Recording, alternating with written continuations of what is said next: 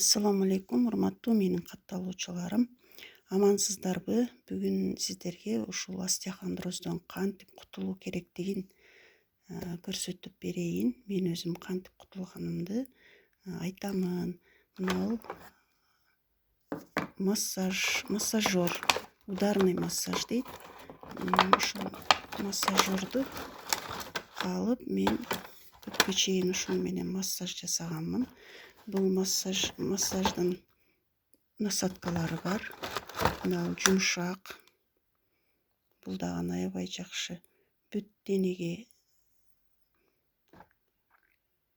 таасир берет. Мынау эки омурткага мынандайынан алып келип омурткага коюлат.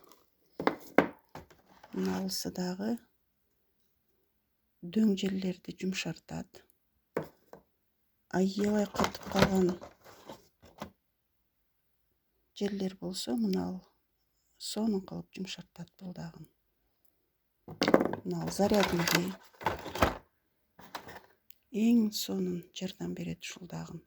Бирок кол менен жасаганга жетпейт. Ушул 1, 2, 3, 4 насадкасы бар. Каалаганын коюп, моюнду массаждай берсе болот. Андан кийин өзүңүздөр ушундай хижама кыла турган өзүңүздөргө коробкасын алып алсаңыздар болот. Хижама жасата турган болсоңуздар, өзүңүздөрдүн алып барсаңыздар дагы болот.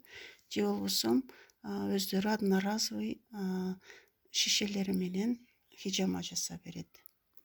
Ушул массаждан дагы пайдалансаңыздар болот. Кандай мойнуңуздарда кандай болуп атат, кантип ооруп атасыздар, ошол жөнүндө кааласаңыздар комментарийге жазыңыздар. Эмне кылыш керектигин сүйлөшөбүз.